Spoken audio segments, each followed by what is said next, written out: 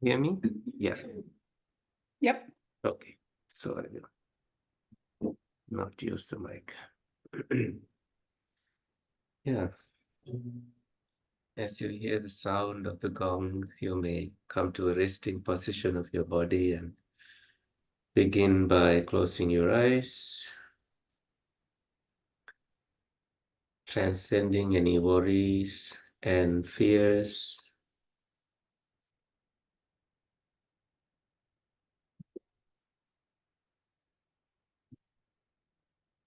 moving away from any agitations,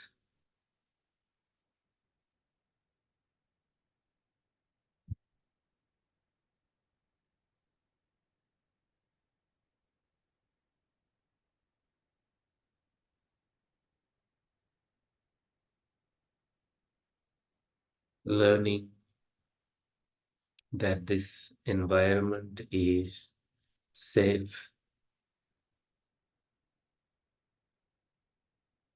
Notice with our awareness the rain dropping, the sounds of the birds, vehicles passing. And that means our seeing, hearing, smelling, tasting, physical sensations, the usual sense faculties, they work. But with our eyes gently closed, there is not much seeing happening, only imagining things. The visual field is inactive and the brain stops sending signals in that direction.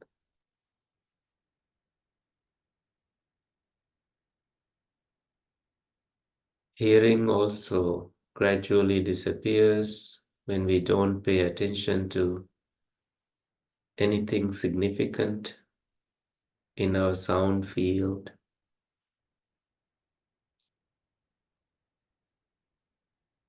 Smelling, tasting, these aren't active at this moment.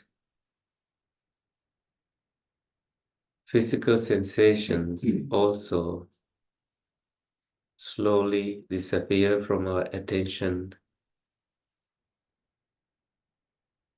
when we are seated comfortably.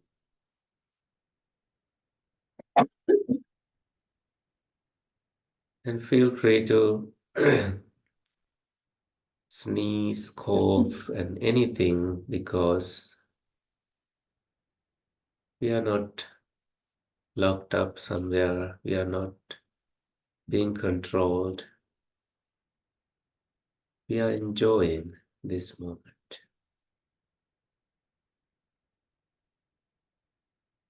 So, thus, the last things thinking can get active, and for that, we introduce scanning the body and changing our focus gradually to inhaling and exhaling.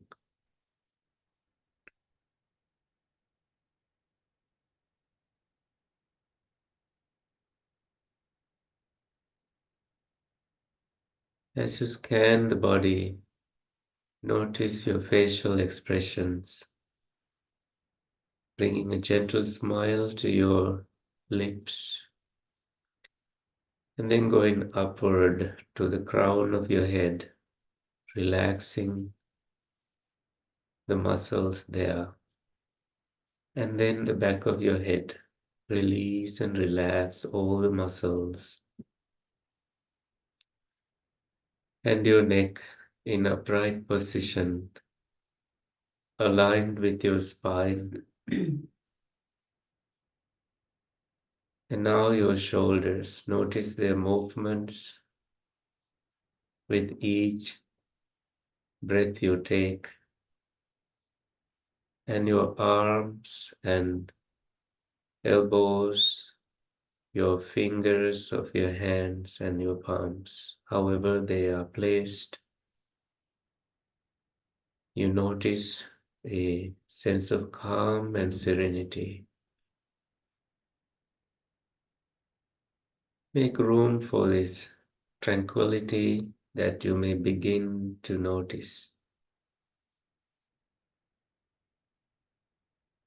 And your entire upper body above your sitting bones feel completely at ease, with your body being in an upright position, supportive of this meditation, being held by this quiet energy in this room.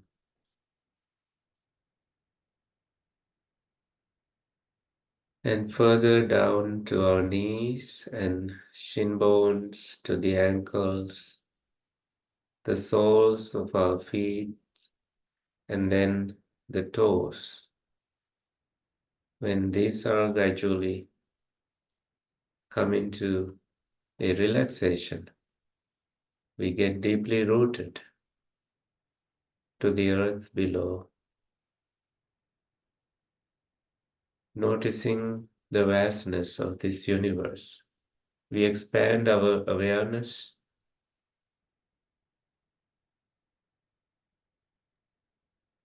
to place ourselves in a place of this earth as a tiny dot.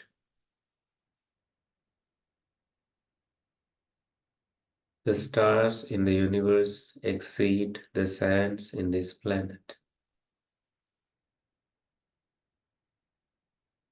Knowing thus, knowing also that our problems are minor and small.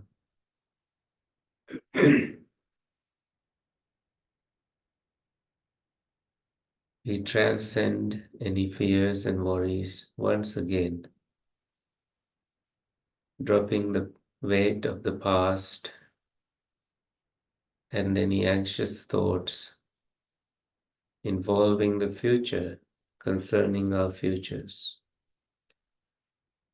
Come to home, the body where there is the breath happening at this moment, not in the past, not in the future. And let us apply mindfulness to breath coming in, breath going out. Mindfully, you breathe in, mindfully, you breathe out. Bring your shoulders all the way up. Breathe in and breathe out and drop your shoulders. One more time.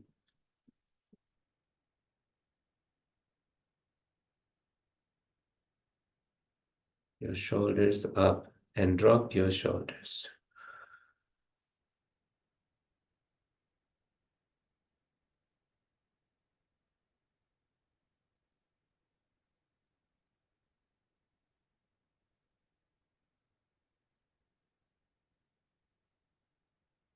And now allow your awareness to notice the rhythm of your breath being revealed itself to us. And with that rhythm, we stay afloat, noticing that this breath is happening right now, and we are arriving at the present moment, embracing this moment that create manifest gateways to tranquility. We stay present, doing nothing, just being this moment.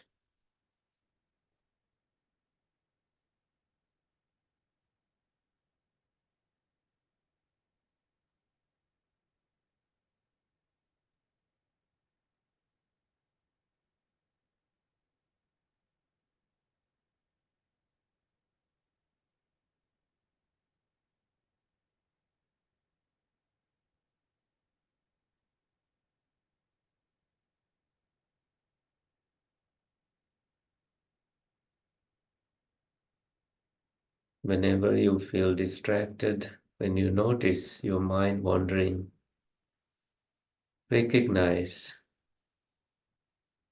release that from your attention.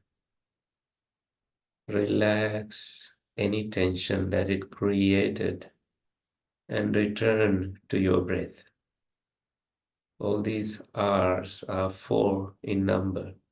Recognize, release, relax, and return. It only takes a second.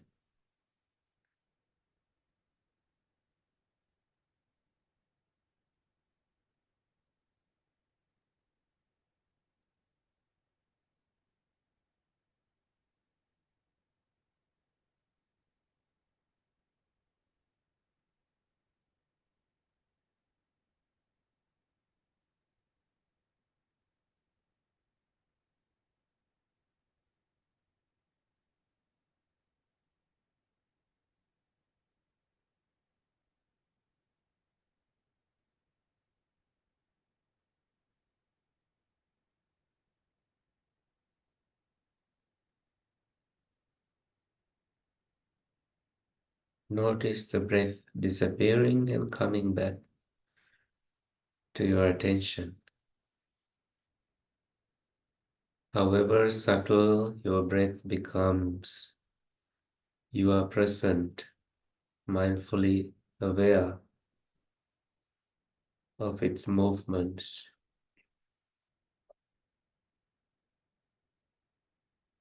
What it does in your body, and allow the tranquility to make room and permeate your entire body with euphoric joy and tranquility.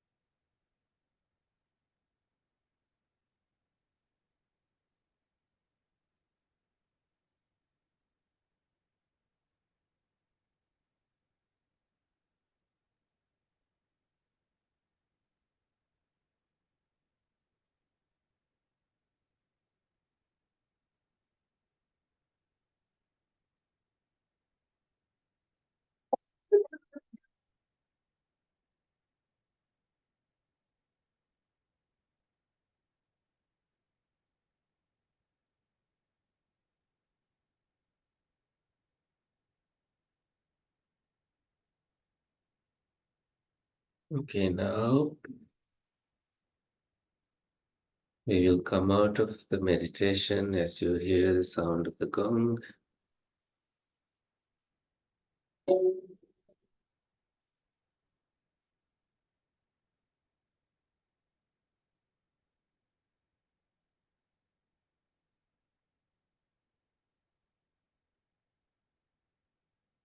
Great. Yeah, that's for the meditation part. And I have something for the discussion that is going to be a short one. This is from Dhammapada. Dhammapada is the handbook of Buddhists, if you have heard of it before. It has these verses, and this one is verse 300. Um, this is the story of a woodcutter's son. So I will read the story. While residing in the Jetavana monastery, the Buddha spoke these verses with reference to the son of a woodcutter. Once in Rajagaha, this is the city, a woodcutter went into the woods with his son to cut some firewood. On their return home in the evening, they stopped near a cemetery to have their meal. They also took off the yoke from the two oxen to enable them to graze nearby. But the two oxen went away without being noticed by them, lacking mindfulness. But this story talks about mindfulness in a very different way. As soon as they discovered that the oxen were missing, the woodcutter went to look for them, leaving his son with the cart of firewood. So they collected so much firewood, and the son was now protecting it. The father entered the town looking for his oxen.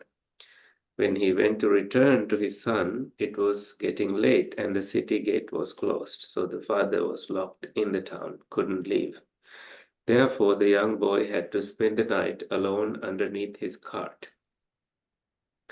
The woodcutter's son, though young, was always mindful and was in the habit of contemplating the unique qualities of the Buddha. Then that night, two evil spirits came to frighten and harm him. When one of the evil spirits pulled at the leg of the boy, he cried out, "I pay homage to the Buddha," like Namo Buddhaya. Hearing those words, the evil spirits got frightened and felt that they must look after the boy. So one of them remained near the boy, guarding him from all dangers. The other went to the king's palace and brought the food tray of King Bimbisara. This is bizarre. The two evil spirits then fed the boy as if he were their own son.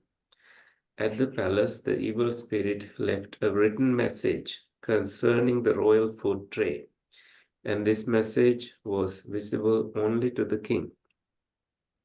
In the morning, the king's men discovered that the royal food tray was missing, and they were very upset and very much frightened.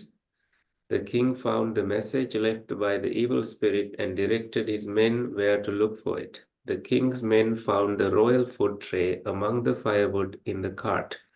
They also found the boy who was still sleeping underneath the cart. When questioned, the boy answered that his parents came to feed him in the night and that he went to sleep contentedly and without fear after taking his food. The boy knew only that much and nothing more. The king sent for the parents of the boy and took the boy and his parents to the Buddha. The king by that time had heard that the boy was always mindful of the unique qualities of the Buddha and also that he had cried out Namo Buddhaya when the evil spirit pulled at his leg in the night. The king asked the Buddha, is mindfulness of the unique qualities of the Buddha the only thing that gives one protection against evil and danger? Or is mindfulness of the unique qualities of the Dhamma equally potent and powerful? To the king, the Buddha replied, O king, my disciple, there are 6 things, mindfulness of which is a good protection against evil and danger. The Buddha gave a discourse. At the end of the discourse, the boy, his parents, and all that were present realized the teachings and entered the first stage of it. Later, they joined the monastic order, and eventually they became enlightened. So, what are these 6 things? Mindful of the Buddha. So, always being mindful of what makes him a Buddha. And then the second thing is mindful of his teachings, what makes his teachings unique. The third thing is mindfulness of the Sangha, what makes monks monks. And the fourth thing is understanding the body as body, not as a source of attachment. Some people struggle with attachment issues involving their bodies. They fight to own someone or get someone to like your body, yourself, and this is somehow rooted in that attachment. So being mindful of the true nature of the body um, can put us into a sense of reality, and so that we stop that kind of struggle. The fifth thing is delighting in non-cruelty. When cruel thoughts, cruel intentions enter the mind, um, removing them because they are harmful to you, they can be harmful to others. For example, the young generation play video games, and they tend to act upon these intentions sometimes, and that can be harmful. And yeah, there's killing happening. It makes it easy to do it in a monitor, in a computer.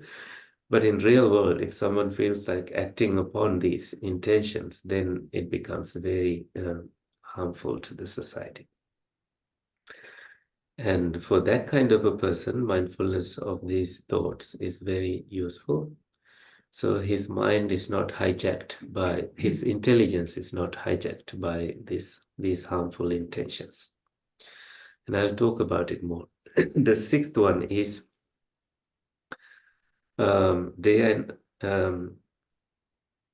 mind delighting in what it says, meditation. That as a way of establishing mindfulness as a protection also. So apparently this young man had this some form of mindfulness, and that gave him fearlessness when he didn't have his guards on, especially his parents nearby. And all he had for support, for protection, was his own intelligence, his own wisdom, that nothing can harm me when I have right understanding about the Buddha, Dhamma, and Sangha. And nothing can harm me when I have no, in other words, desire. Earlier I said, truth about this body, not too much desire controlling the direction of your life. That could happen. So in simple terms, our intelligence getting hijacked by desires. This could also be potentially dangerous. Desire is totally fine for humans. That's a healthy thing. But too much of anything, we lose track of the middle path, and that can be harmful, can be toxic. So I think this gives us an opportunity to discuss how lack of mindfulness can lead us to harmful dwellings, harmful places in mind. Anger can hijack our intelligence. Too much of anger perhaps is self-driven and wanting things to happen your way and controlling things and not seeing the suffering of other individuals. They act and behave in a certain way because of their own limitations. Sometimes we tend to want to, it's easy for us to take control and say, do it this way, but it's not coming from their heart, and therefore it becomes difficult for them. And we are seen as, um, I think, bossy figures who tell others to do this and do that, or bossy whoever, bossy friends. And this can bring us to unpleasant distances in our social relationships. So it's very important to notice that. Um, I have noticed in my life being mindful of these intentions is very useful, so that the friendship survives and there's no distance created. Although I do see clearly that this is the time to say something, but again, cultivating patience has always been better than uh, trying to correct somebody. And I used to be the fault finding person also, finding, oh, you've not done this. You have left this here. But the day I stopped it, my life became happier. And it's a thing that I have done for me. And that way, everybody else around me feels the positive vibes. It's simple as that. And it, of course, begins with being mindful of your behaviors and thoughts. And I have seen in other monks who are happy, they stop complaining about life and they are happier. They can smile freely, and there's that radiance.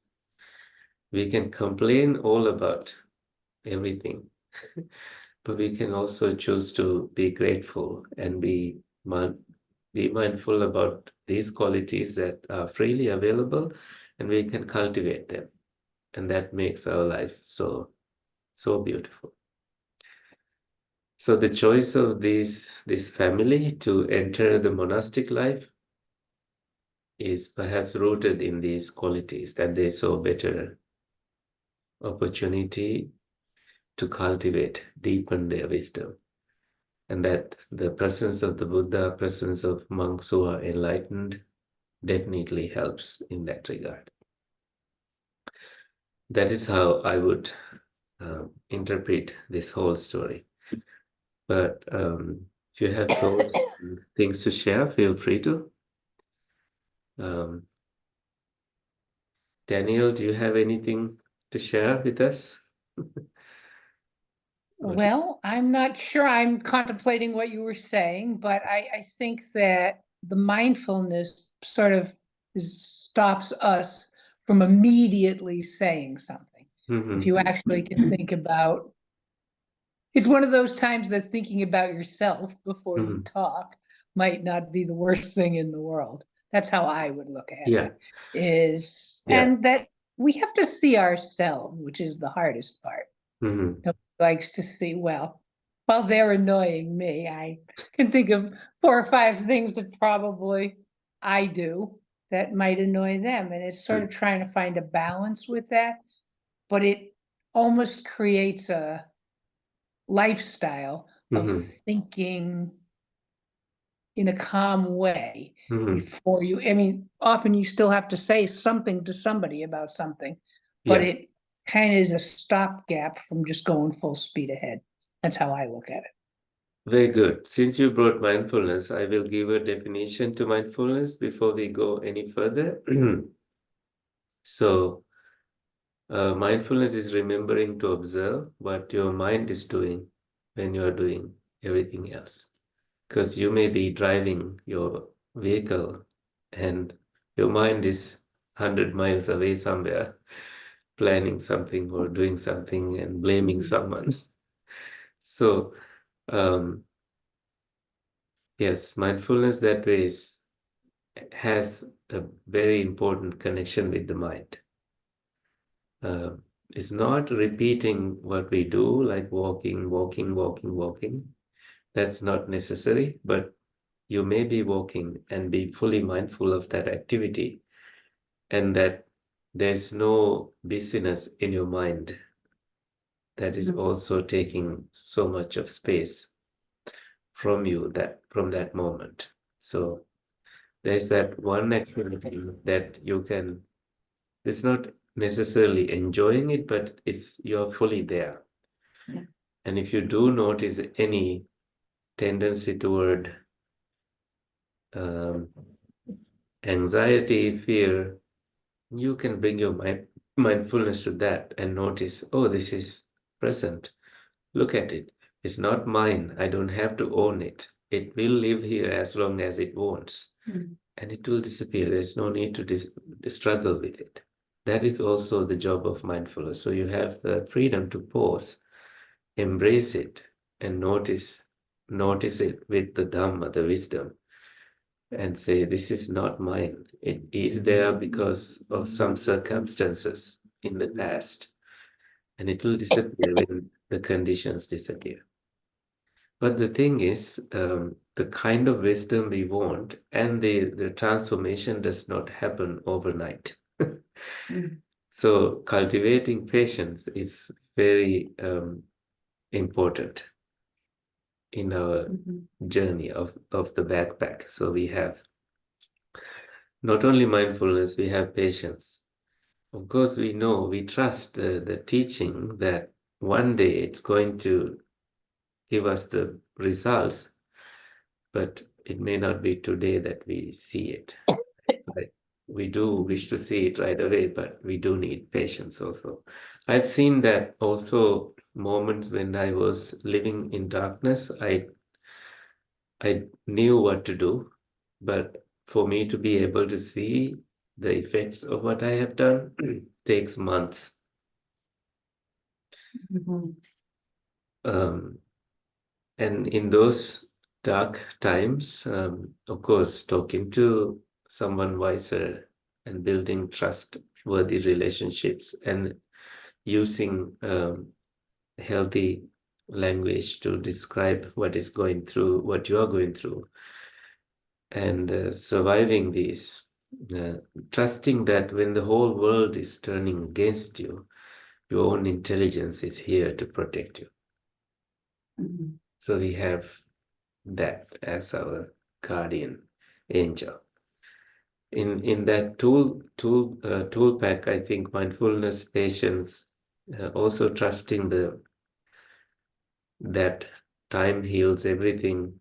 um, um, and these quotes, wisdom quotes, have guided me. Quotes like time heals everything is one of them. This too shall pass is another.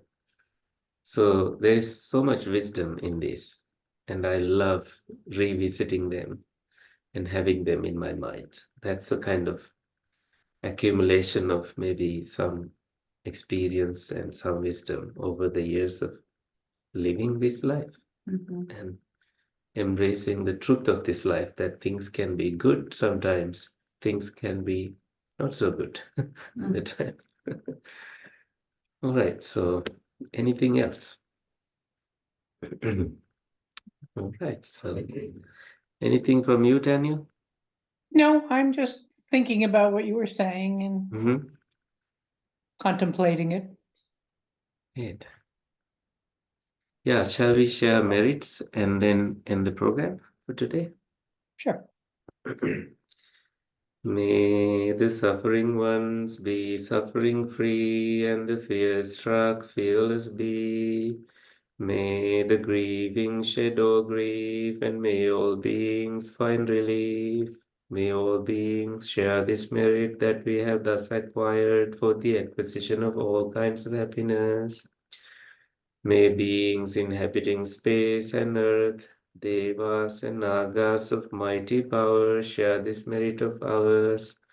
May they long protect the Buddha's dispensation. Sadhu, sadhu, sadhu. Thank you. Thank you.